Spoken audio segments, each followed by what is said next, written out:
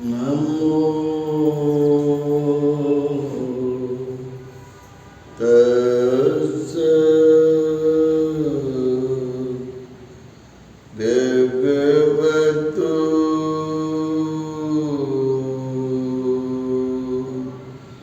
अरहतो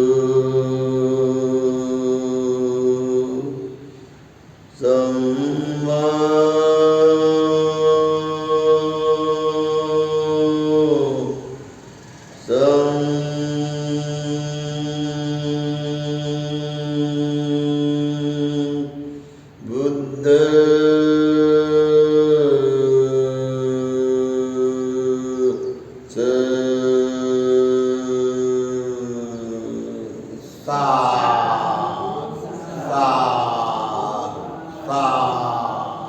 त्यारहंत सम्यक संबुद्धांना त्रिवार पंचांग प्रणाम करतो.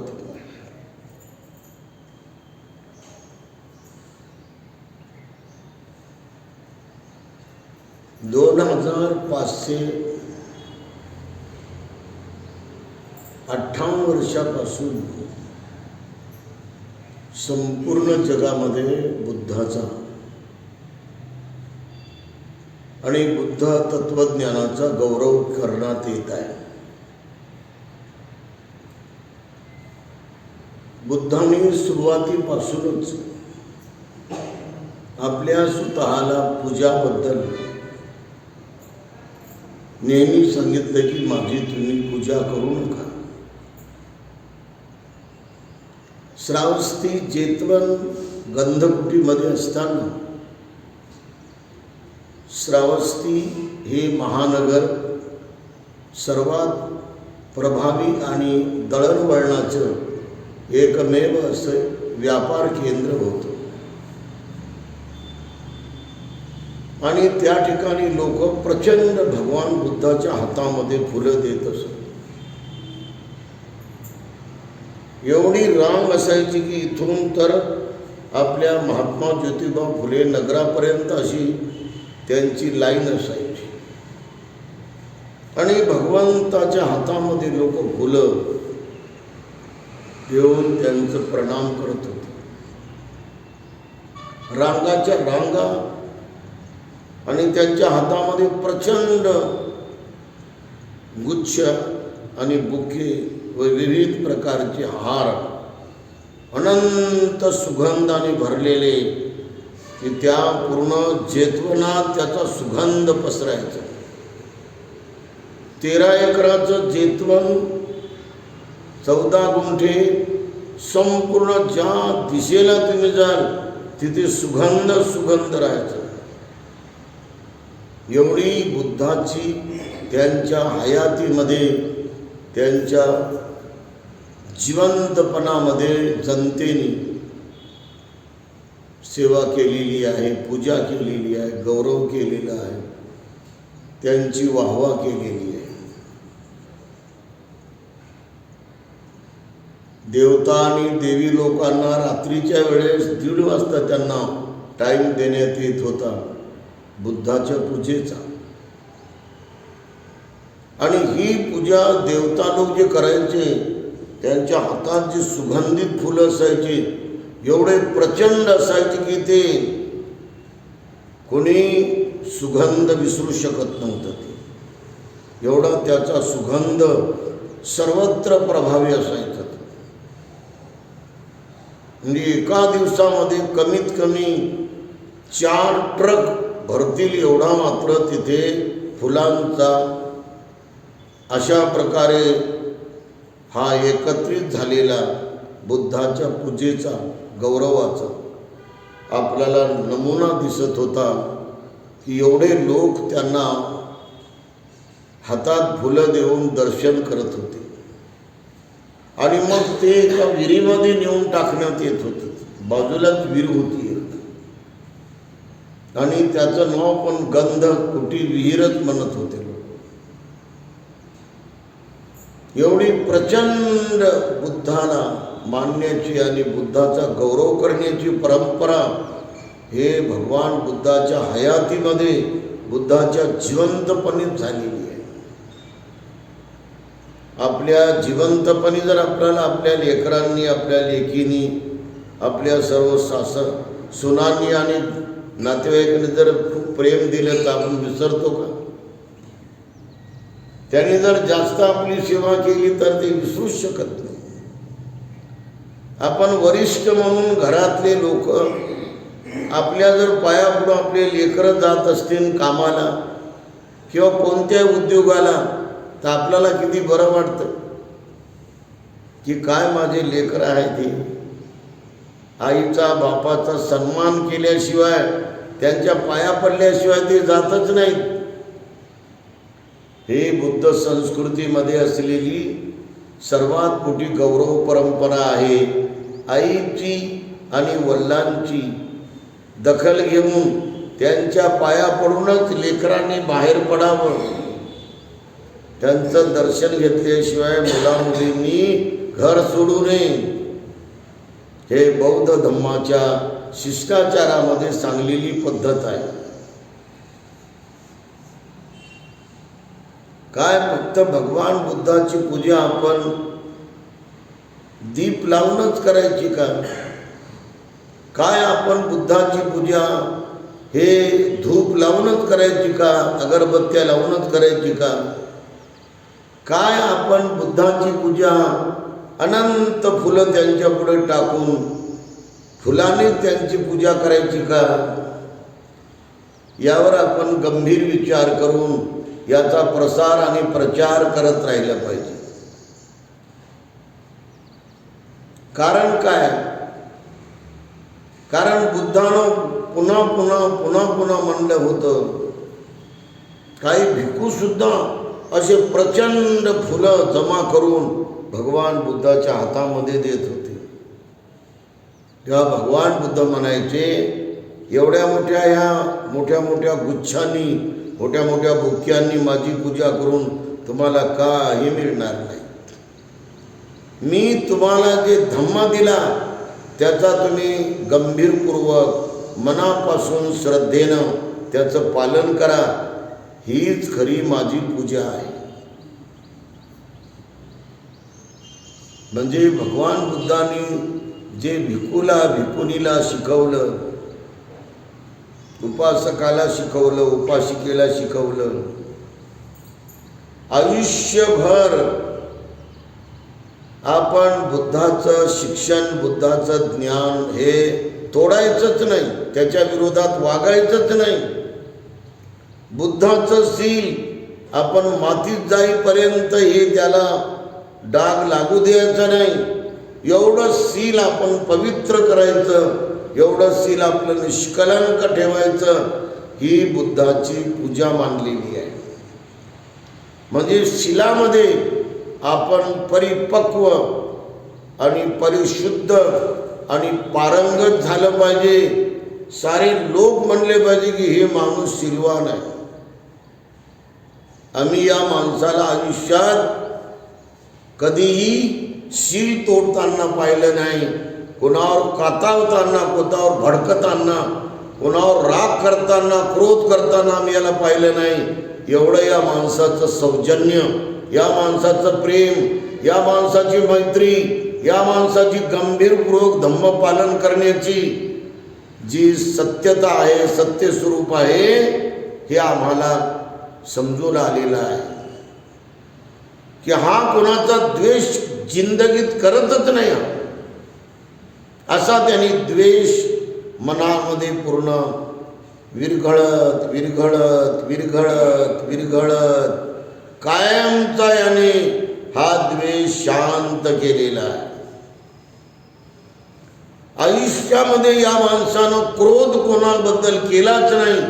त्याच्या मनाच्या विरुद्ध किती काही झालं, स्वकीयांनी केलेलं किंवा परकीयांनी केलेलं, स्वघराच्या लोकांनी केलेलं किंवा बाहेरच्या लोकांनी केलेलं कृत्य या माणसानं पाहिलं, ऐकलं, पण डोळे वटारून प्रचंड क्रोध यांनी केलाच नाही. एवढा यांनी आपला क्रोध हा पूर्ण मनातून भगवान बुद्धाच्या धम्माचं पालन करून हा क्रोध सुद्धा असा शांत केला. या माणसाला क्रोध आणि द्वेष येतच नाही. आणि ज्याच्या मनात क्रोध आणि द्वेष हा आरंभच होत नाही, तो माणूस कुठपर्यंत पोहोचला असेल? तो चांगला पोहोचला की नाही? म्हणजे तो मैत्री भावनेमध्ये आणि करुणा भावनेमध्ये एवढा परिपक्व झाला. मैत्रीच्या बलाच्या सामर्थ्यानं, तेजस्वितेनं आपला द्वेष कायमचा जातो. आणि प्रेमाच्या बलाने आणि सहनशीलतेच्या बलाने व करुणेच्या बलाने म्हणजे अनुकंपेच्या बलाने कायमचा क्रोध हा जातो. हे माझ्या अनुभवाचं आहे. मी नामांतरानंतर भीमनगरात राहायला गेलो होतो, भावशिंगपुऱ्यात. आणि त्या भावशिंगपुऱ्यामध्ये मी सर्व महिला मंडळाच्या वतीनं सुंदर अशी विपස්සना कुटी बनवली होती. 2 पुतळे होते, बोधिसत्व डॉक्टर बाबासाहेबाचा आणि एक भगवान बुद्धाचा. त्या कुटीच्या त्या सुंदर अशा महान पवित्र आपल्या अधिष्ठानाच्या पाठीमागे जागा होती 20x15ची. आणि मी सर्व भट्ट्यावर जाऊन भेटी दिल्या. म्हटलं आम्हाला 1,000 तुम्ही वीट द्या दानमध्ये. लोकांनी दिल्या. आणि मी बैलबंडीचा पूर्ण खर्च मी केला. आणि पूर्ण हे सुंदर असं तिथं हे विपස්සना कुटी म्हणून बांधून काढण्यात आली. महिला मंडळाने 1 फरलांगाहून तिथून माती आणून दिली. मातीचंच बनवलं आम्ही ती. आणि वरून प्लॅस्टर लावलं.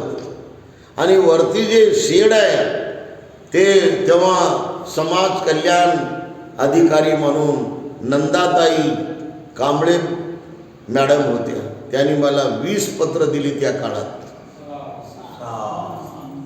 आणि मोठ्या मोठ्या नाटी मी आणल्या विकत. आणि तिथे मी सारी व्यवस्था केली. महिला मंडळाचा त्यामध्ये सर्वात जास्त वाटा होता 95%. सर्वांनी मदत केल्यामुळे मी त्या जागेवर राहू लागलो.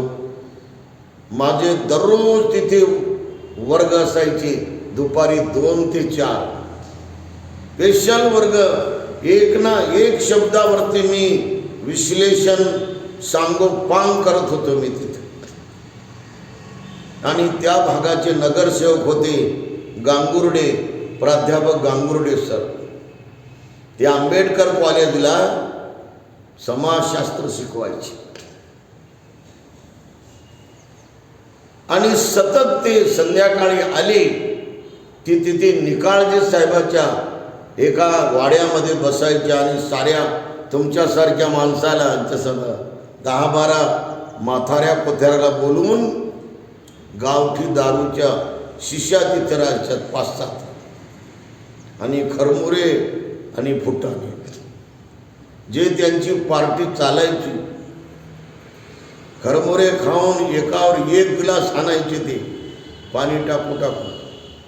आणि गावरान मोहाची दारू असल्यामुळं त्या लवकरच चढायची. त्यांना पिता पिता चढायची. तर ते म्हणायचे त्यांना, तुम्हाला माहीत आहे का निकाळजे ते भंतेजी आपल्या इथं जे राहत होते विपස්සना कुटीमध्ये, अहो ते रंगणी चालवता सायकल त्या दाना बाजारमध्ये एका मुसलमानाच्या पुरीच्या अंगावरच दिली हो सायकल. आणि सायकल त्यांनी सोडून दिली आणि त्या पुरीच्या अंगावरच जाऊन पडले. अशा त्यांच्या बदनामीच्या गोष्टी चालायच्या. खूप निंदा.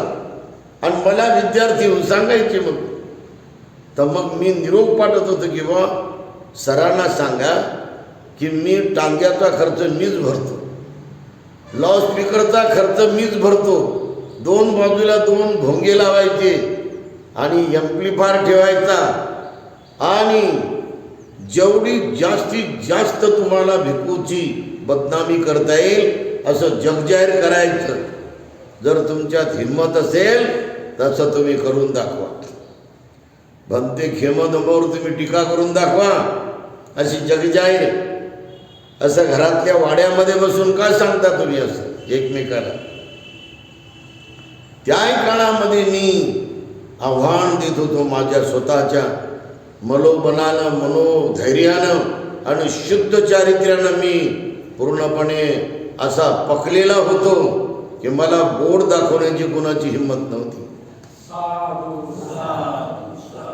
तिथं एक माणूस असा होता की जो चाकू चालून सारा भीमनगरला पूर्ण धाऱ्यावर धरायचा.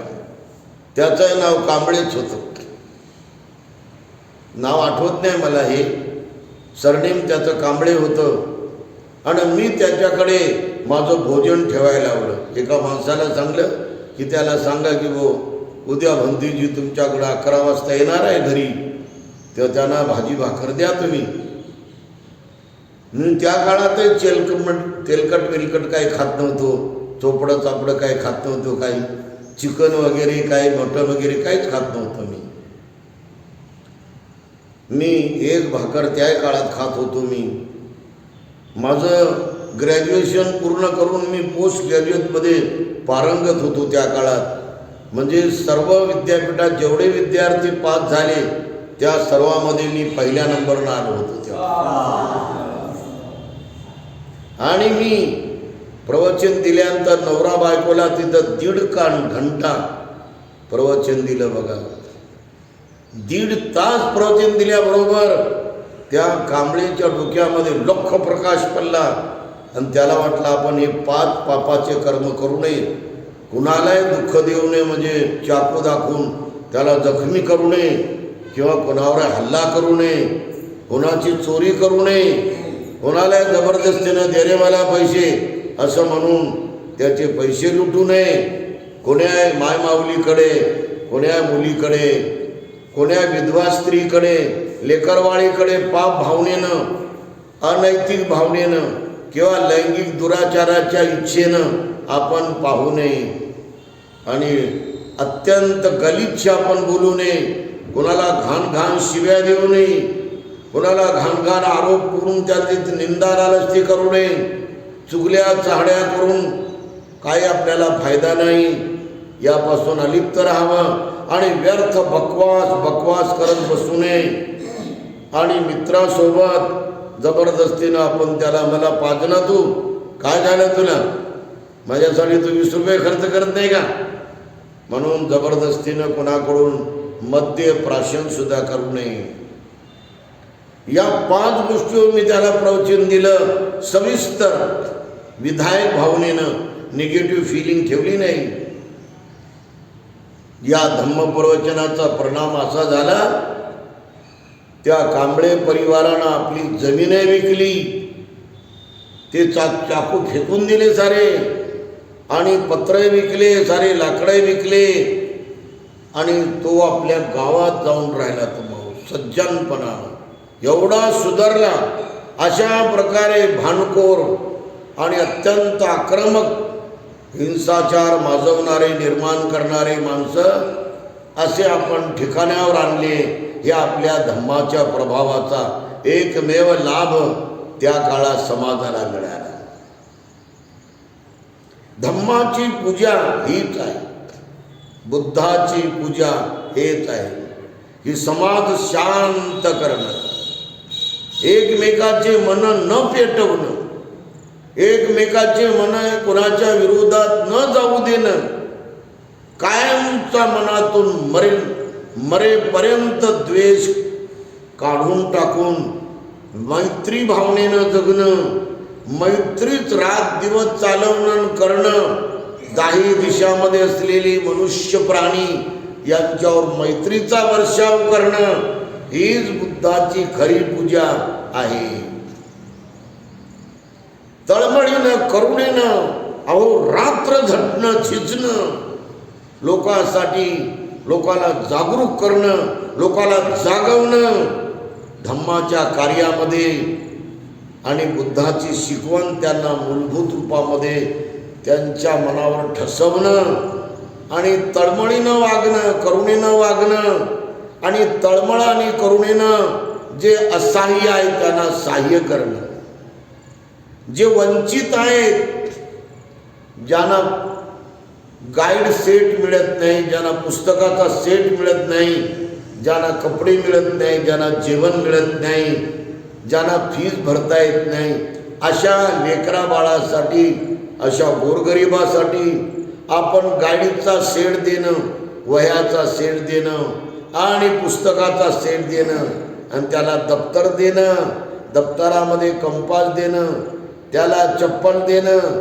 त्याला पूर्ण वॉटर बॅग देणं आणि त्याला एक डब्बा देणं आपल्याकडून दुपारचा आणि संध्याकाळी डब्बा खायला आमच्या घरी ये तू असं म्हणणं, अशी सारी सुविधा गोरगरिबासाठी, वंचितासाठी, दुःखी आणि रंजल्या गंजल्यासाठी करणं, तळमळीनं अत्यंत करुणेनं, ही बुद्धाची खरी पूजा आहे, सत्याची पूजा आहे ही खरी. म्हणून म्हणलेलं आहे हिमाय धम्मानु धम्मपटिपत्तिया बुद्धं पूजेमी. केवळ इथं म्हणायचंच नाही, इथं पाठांतरच करायचं नाही, सर्वांनी गर्जनाच करायचं नाही इथं पालीची, इथं गर्जना आपण करतच राहायचं, पण जाऊन दुबळ्या, शोषित, पीडित, रंजल्या गांजल्यासाठी आपण काय देऊ लागलो, देतो की नाही, असं आपल्या स्वतःला मात्र पूर्ण तपासून, स्वतःला कसून या सेवेमध्ये लावणं आणि सेवा करणं, गरिबाला मदत करणं, गरिबाला खूप सेवा करून त्याला जिवंत राहीपर्यंत, कमीत कमी मॅट्रिकपर्यंत तो उभा झाला पाहिजे, 12वीपर्यंत तो उभा झाला पाहिजे, असं आपण कर्तव्य पार पाडणं, एक बापाच्या रूपानं बुद्धाची करुणा, बुद्धाची मैत्री, बुद्धाची तळमळ अशी आपण कामाला लावणं, ही खरी बुद्धाची पूजा आहे. बरोबर आहे की नाही? एकदा भगवान बुद्ध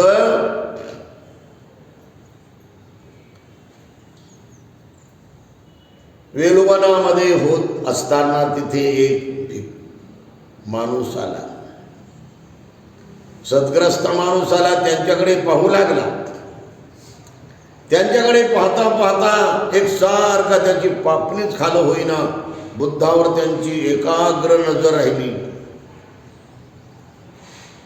तो इकडे पाहिना, इकडे पाहिना, तिकडे पाहिना, कुठंच पाहिना, तो फक्त बुद्धावर बघू लागला. तो शेवटी तो बुद्धाच्या जवळ आला, त्यांच्या प्रणाम केला त्यांनी, त्रिवार पंचांग प्रणाम. हे पंचांग प्रणाम म्हणजे 5 अंग जमिनीला टेकून केलेला प्रणाम. हे 2 अंग, 2 गुडघे, हे 2 अंग, 2 हात आणि खाल्या जमिनीवर ठेवल्यानंतर त्याच्यावर डोकं ठेवल्यानंतर हे असं जोडणं, हे त्रिवार पंचांग प्रणाम, एक प्रणामाची पद्धत आहे. तर त्यांनी केला, म्हणाला भगवान मला तुमच्या शिवाय अजिबात कुणाकडंच बाहेरची इच्छा होत नाही. भगवान मला आपण प्रवज्या द्या, भगवान मला प्रवज्या द्या. अहं पब्बजं याचामि द्वितीयंपि अहं पब्बजं याचामि तृतीयंपि अहं पब्बजं याचामि. पाली भाषेमध्ये त्यांनी विनंती केली. त्या काळामध्ये बोली भाषा पाली भाषा होती, राजभाषा होती, आणि विनंती केली. भगवंताने त्याच्यावर अनुकंपा करून त्याला प्रवज्या दिली. प्रवज्यामध्ये सर्वस्व सोडून देणं, घर सोडणं, आई सोडणं, बाप सोडणं, धनदौलत सोडणं, भाऊ बहिणी सोडणं, सारे नातेवाईक सोडणं, सर्वस्व नात्याचा त्याग करणं.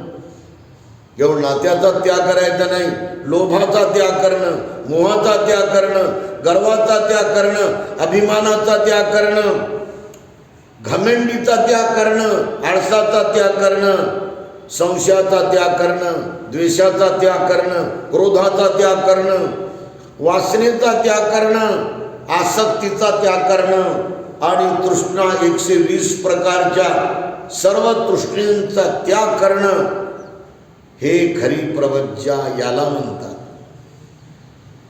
परिपूर्ण त्यागाचंच जगणे हे प्रवज्जेचं खरं लक्षण आहे. आणि हा सुगंध शेतात शेतात, गावात गावात, खेड्या पाड्यात जातो. एक भिक्खू रस्त्यानं गेला तरी लोक म्हणतात बौद्ध भिक्खू चालला. आज म्हणतात बुद्ध भिक्खू रस्त्यानं चालला. असा बुद्ध भिक्खूच्या रूपानं बुद्धाच्या धम्माचा प्रचार होतो. म्हणून ते जे त्या दिवशी भिक्खू पायानं धम्म विश्वशांती धम्मयात्रा करत गेले, हे बुद्ध धर्माच्या प्रचार प्रसाराला आणि संपूर्ण माहोलला बनवण्याची एक पद्धत आहे. त्यामुळं हे वारंवार झाल्या पाहिजे पदयात्रा. भगवान बुद्ध स्वतः 12,000 भिक्खूला घेऊन श्रावस्तीवरून वैशालीवरून कुशीनगरवरून सारनाथवरून राजगृह, संपूर्ण कौसंबी, सर्व उत्तर प्रदेश, मध्य प्रदेश, संपूर्ण हरियाणा, संपूर्ण बिहार बुद्ध फिरत होते. तेव्हा तो प्रवचित झालेला बुद्धाकडेच पाहायचा. त्याच्या अंगावर चिवर पडला तरी तो बुद्धाकडेच पाहायचा. दुसरं काहीच काम करत नव्हता. तर भगवान बुद्धाने त्याला एकदा फटकारलं. तर तो म्हणाला, भगवान मला करमतच नाही म्हणे, तुम्हाला पाहिल्याशिवाय मला करमतच नाही, तुम्हालाच एक सारखं पाहण्याची इच्छा होते भगवान. तेव्हा आपण भगवान मला तुमच्याकडं पाहिल्याशिवाय आनंद मिळत नाही, शांती मिळत नाही, मला प्रसन्नता होत नाही भगवान. तर भगवान म्हणाले, इमाय धम्मानुधम्म पटिपत्तिया धम्मं पूजेमी. तू माझ्या धम्माला पाय, ते मला पाहिल्यासारखं आहे. तू माझ्या भिक्खू संघाला पाय, ते मला पाहिल्यासारखं आहे. या शरीरामध्ये पाहण्यासारखं काही नाही. या शरीरात पूर्ण त्वचेनं झाकलेलं, त्वचा ही चादर आहे, त्यानं झाकलेलं पूर्ण या शरीरामध्ये मांस आहे, या शरीरामध्ये हड्डी आहे, या शरीरामध्ये आतडी आहे, या शरीरामध्ये पूर्ण वेगवेगळ्या प्रकारचा पित्ताचा रस आहे, कफाचा साठा आहे, वात आहे, या शरीरामध्ये पसीना आहे, या शरीरामध्ये मल आहे, मूत्र आहे, या शरीरामध्ये वेगवेगळे जॉईंट आहेत, चरबी आहे, या शरीरामध्ये शेपूड आहे, या शरीरामध्ये सर्व घाण पसरलेली आहे. तू याला काय पाहतो? तू माझ्या धम्माला पाहाय. हे धम्म म्हणजे शील धम्म, सर्वात श्रेष्ठ धम्म शील धम्म, सर्वात श्रेष्ठ धम्म समाधी धम्म, सर्वात श्रेष्ठ धम्म प्रज्ञा धम्म, सर्वात श्रेष्ठ धम्म करुणा मैत्री मुदिता उपेक्षा प्रज्ञा, सर्वात श्रेष्ठ धम्म 7 बोधांग अष्टांग मार्ग. हे याला पाहतो, याच्यामध्ये तू डुबून जा, याच्यामध्ये पूर्ण परिपक्व बन. शील समाधी प्रज्ञा करुणेमध्ये मैत्रीमध्ये परिपक्व हो. त्याच्यात तू डुबक्या मार रात दिवस. तेच मला पाहिल्यासारखं आहे, तेच माझं दर्शन आहे. म्हणून महाउपासिका विशाखानं जे 8 वर धारण केले भिक्खू संघासाठी, भिक्खू संघाच्या सेवेसाठी, तीच महाउपासिकानं केलेली खरी पूजा आहे. आम्रपालीनं जे दान दिलं, शेवटचं भोजन दान, ते दान केलं, हे दान सुद्धा खरी बुद्धाची पूजा आहे. भोजनदान, चिवरदान, त्यानंतर औषधदान, बेडदान आणि पूर्ण तिनं रंगमहाल दान दिला कोटी कोटीचा. तिनं पूर्ण आंब्याचं वन दिलं. आंब्याचं पूर्ण ते एवढं मोठं 10 एकर लांब आणि 9 एकर रुंद होतं, एवढं तिचं आंबराईचं वन होतं. ते तिनं दान दिलं बुद्धासोबत संपूर्ण भिक्खू संघाला. हे आणि ती घराच्या बाहेर पडली. तिच्या कानामध्ये साधं रिंग नव्हतं, अशी रिंग घालायची ती. त्या रिंगाला एवढे सुंदर खडे असायचे. त्या खड्यातून जो लाईट निघायचा ते माणसाचं मन आणि ते डोळे असे आकर्षित करून घेत होतं. परंतु 2 कपड्याशिवाय आम्रपालीनं तिसरी वस्तू साधा रुमाल सुद्धा घेतला नाही. सर्वस्व त्यागलं तिने बुद्धासाठी. अशा प्रकारे सर्वस्व अर्पण करणं. रंगमहाल कोटी कोटी कोटीचा होता, तो तिने दान दिला. जमीन दान दिली आणि आयुष्यही तिने दान दिलं भिक्खू संघासाठी, भिक्खुनी संघासाठी. अनाथ पिंडिकाचं दान, सर्व चेतवन जेवढं खरेदी केलं.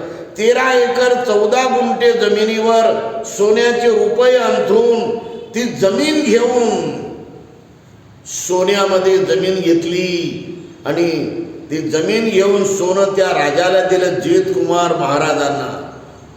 आणि तिथे गंधकुटी बनवली व भिक्खू संघासाठी 7-7 मजली हे भिक्खू निवास बनवले. पसेंजीत राजाने बनवले आणि जेत कुमार महाराजांना पण बनवले. हे खरी बुद्धाची पूजा आहे. इमाय धम्मानुधम्म पटिपत्तिया संघं पूजेनी. संघाची पूजा हीच आहे. म्हणून मुळावा येथील गोरगरिबासाठी कधी 70 मुलं मुली, कधी 80 मुलं मुली, कधी 95 मुलं मुली यांना फ्री जेवण मिळते. तिथे 5वी ते 10वी पर्यंत त्यांना फ्री एज्युकेशन. आणि मी स्वतः, मला जे लोक दान देतात 10 रुपये, 20 रुपये, 1 रुपया, 25 रुपये, 100 रुपये, 500 रुपये किती दिलं तरी मी ते एका बाजूला जमा करून ठेवतो. आणि 1ली ते 4थी पर्यंत गरीब मुलाला मी 14 ऑगस्टला ड्रेस देतो दान, आणि वह्या देतो आणि कंपास देतो आणि ड्रॉइंगच्या वह्या देतो आणि ड्रॉइंगचे पूर्ण ते खडू देतो पेंटिंग करायला. हे अशा प्रकारे सेवा. जेव्हा मी प्राचार्य होतो तेव्हा मी फर्स्ट इयर टू फायनल मुलांना मुलींना दत्तक घेऊन त्यांना ड्रेस, त्यांना 1 सेट गाईडचा, 1 सेट वह्याचा, 1 सेट पूर्ण अगदी गाईडचा देत होतो मी.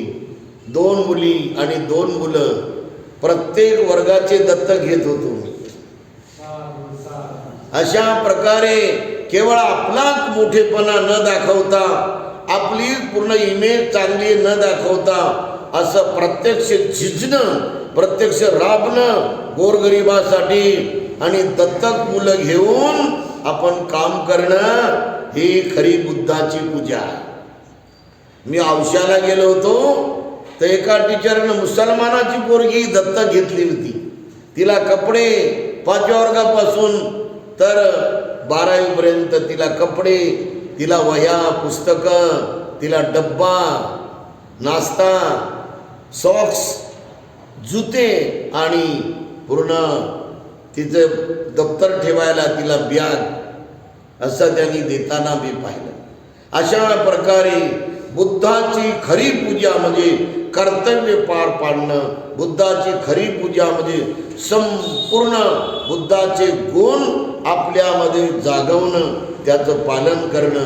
हेच बुद्धाची पूजा महान आहे. सर्वांचं मंगल हो. मंगल मैत्री.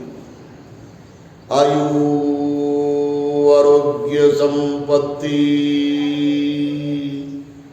सर्ग संपत्ति में वंच ततो निब्बान संपत्ति